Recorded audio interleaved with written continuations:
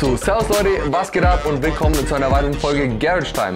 Und zwar dreht sich heute alles bei uns um das Thema Helm-Mount. Ich werde ziemlich oft gefragt, sag mal, Mattis, wie machst du eigentlich deine GoPro am Helm fest und wie klappt es überhaupt, wie hält es? Und das Ganze will ich euch heute erklären. Ich habe hier mein X-Lite X803. Ich habe meinen Helm hier mitgebracht, das ist mein Carbon-Helm. Mein anderer Helm hat schon den Mount, der ist schon da vorne. Da ist schon alles. Und ich zeige euch jetzt einfach mal, was ihr dafür braucht, um den Helm-Mount vorne am Kinn festzumachen. Also so wie ich quasi, ich glaube, würde sagen, die letzten 3 Jahre eigentlich alles filmen. Es gibt da ganz viele Variationen von, ich glaube, angefangen hat alles oben am Helm. Also früher hat sich jeder den Mount oben am Helm gemacht. Sah irgendwie ziemlich aus wie so ein Teletubby. Wenn ihr den einen noch kennt.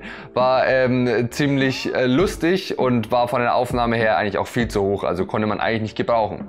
Dann war die nächste Generation den schrägen Mount, was ja jetzt eigentlich auch immer noch viele machen, gerade die Crossfahrer, weil es da noch schwieriger ist, eine Mount quasi vorne am Kinn hinzubringen. Ist immer noch nicht verkehrt, also ist immer noch gut, finde ich, die Schräge an der Seite vom Helm, aber meiner Meinung nach ist das Beste, was man machen kann, vorne am Kinn. Das bringt wirklich genau den Blickwinkel wieder, den du im echten Leben auch hast. Und ich würde sagen, wir fangen einfach mal an und versuchen das jetzt mal vor der Kamera zu zeigen, anzubringen. Das schneide ich dann irgendwie so hin. Was braucht ihr dazu? Ihr kennt ja alle die lustigen GoPro Mounts und ihr werdet ziemlich schnell feststellen, dass das vorne am Kinn so gut wie, glaube ich, an keinem Helm passt. Auch bei meinem X-Lite hier Standard habt ihr hier wirklich keine Chance, irgendwas zu reißen. Deswegen kommt hier so ein kleines Wundermittel zum Einsatz. Das heißt Sugru. Das ist quasi so ein Kleber, den könnt ihr auftragen und der ist formbar und der gibt euch einfach die Möglichkeit, an solchen ganz komischen Stellen, wo ein normaler flacher Kleber nicht hinkommt, zu halten und sich so anzupassen. Ich bin wirklich zufrieden. Ich habe den jetzt bestimmt an 3 Mounts, an 3 Haltestellen festgemacht und hatte wirklich noch nie Probleme. Der ist noch nie abgefallen und kann mich eigentlich nicht beklagen. Ich habe so ein bisschen was vorbereitet. Oh. Oder ich tue es dahin. Womit fangen wir an? Natürlich erstmal den Helm bzw. die Klebefläche gut reinigen. Das ist vorne bei uns am Kinn. Machen wir hier schön sauber. Also man sieht wirklich, dass es wirklich absolut eine Fläche ist zu montieren. Ich hatte wirklich hier so Einsparungen und so, aber das geht schon alles mit dem Kleber. Flächen sind sauber und wir packen jetzt erstmal dieses Sugru aus und formen es quasi ein bisschen. So sieht das Ganze aus. Hände vorher auch sauber machen, habe ich jetzt schon gemacht. Und holen das Ganze hier jetzt raus und kneten das Ganze mal ein bisschen. Das Ganze muss richtig auch warm werden, damit sich das richtig schön formen lässt. So, und ich würde sagen, das haben wir jetzt geschafft. Ihr fangt jetzt an und klebt es quasi auf eure GoPro-Halterung und verstreicht die quasi schön auf die Fläche. So. Wenn ihr das habt, geht ihr an den Helm hin. Ist ziemlich eng hier alles. Und presst den fest.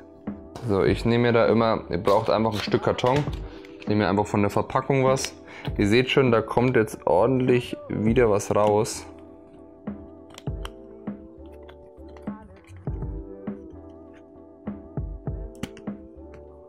Nehmt ihr einfach und klebt es quasi wieder an den Seiten hin.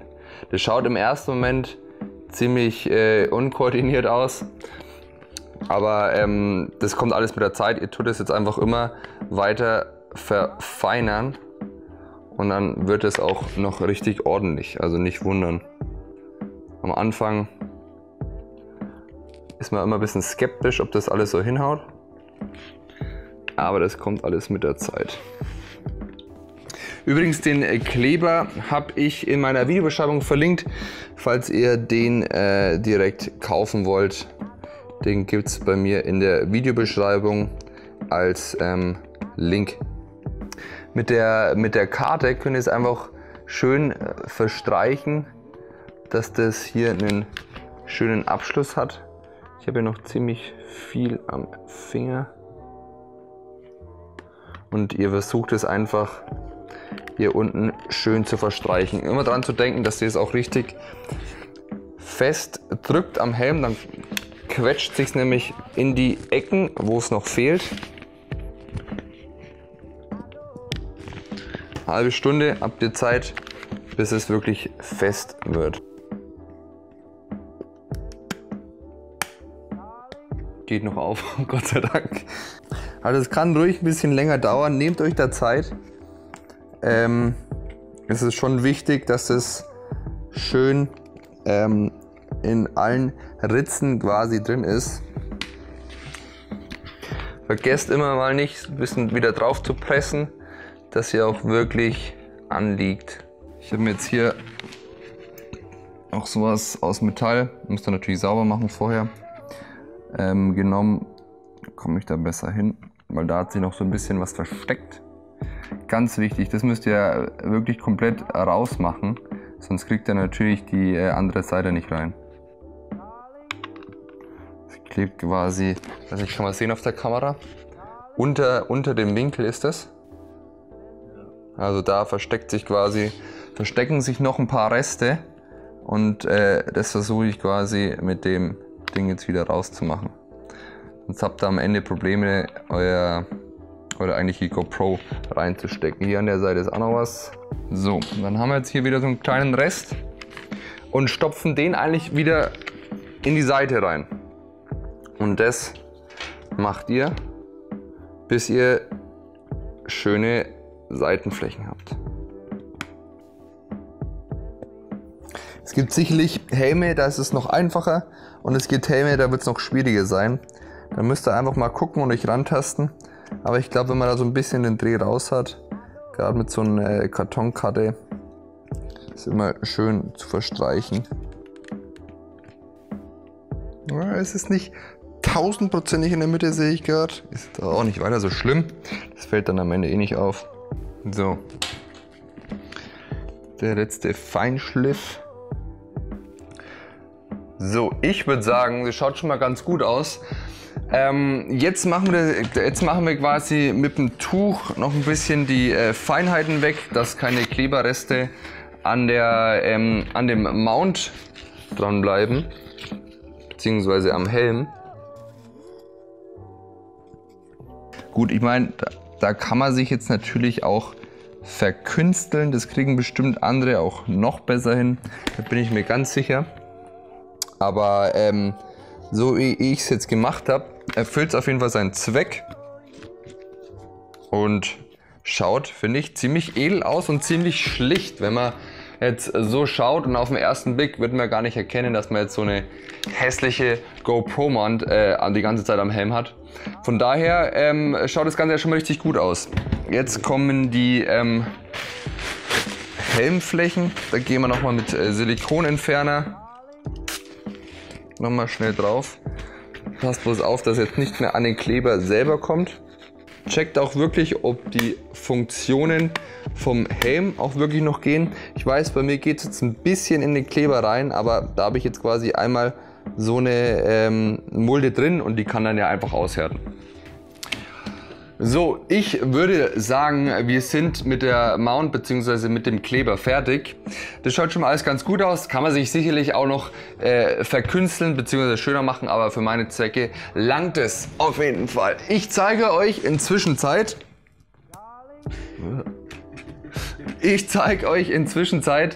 welche Halterung ich benutze, weil der Kleber muss 24 Stunden erstmal aushärten. Bei den Halterungen haben wir hier, ich mache das mal ab, haben wir hier die Halterung von GoPro. Ich weiß nicht, hat die einen bestimmten Namen. Ich kann es euch jetzt einfach mal nur so zeigen.